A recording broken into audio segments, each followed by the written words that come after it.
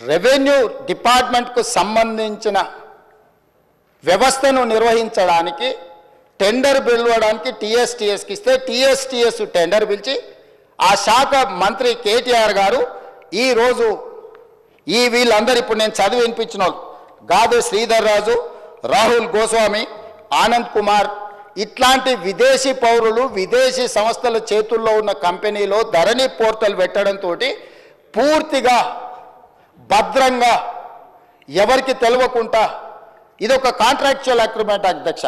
Revenue డిపార్ట్మెంట్కు భూ యజమాని అయిన నాకు మా ఇద్దరికి సంబంధించిన వ్యవహారం అధ్యక్ష. రెవెన్యూ డిపార్ట్మెంట్లో CCLA దగ్గర నా వివరాలు ఉండాలి. నాకు ఆ సంస్థ రెవెన్యూ శాఖకు మాత్రమే సంబంధం ఇది అధ్యక్ష. నాకు ఇచ్చే పాస్బుక్ అయినా నాకు ఇచ్చే ఏ కాగితమైనా పహానీ అయినా ఏదైనా రెవెన్యూ శాఖలో నిర్వహించి రెవెన్యూ శాఖకు సంబంధించిన ప్రభుత్వ అధికారులకు నాకు మధ్యలో ఉన్న ఒప్పందాన్ని.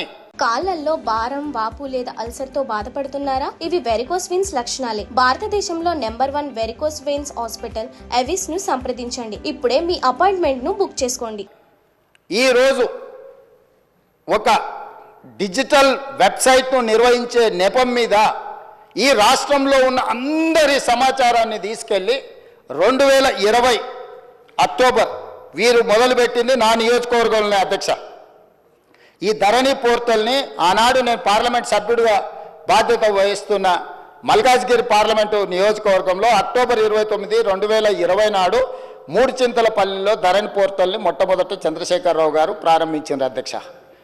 ఆ రోజు నుంచి ఈ రోజు వరకు ఈ ధరణికి సంబంధించిన వివరాలను, ధరణి పోర్టల్ నిర్వహణ, మన భూములు, మన లావాదేవీలు, మన భూములకు సంబంధించిన సంపూర్ణ సమాచారము ఈరోజు ట్యాక్స్ హెవెన్ కంట్రీస్లో ఉన్న వ్యక్తులు, ఈ దేశ పౌరులుగాని వాళ్ళ చేతుల గాదే శ్రీధర్ రాజు చేతిలో, రాహుల్ గోస్వామి చేతిలో, ఆనంద్ కుమార్ చేతిలో, లకితా దేవమ్మ చేతిలోకి వెళ్ళిపోయింది అధ్యక్ష.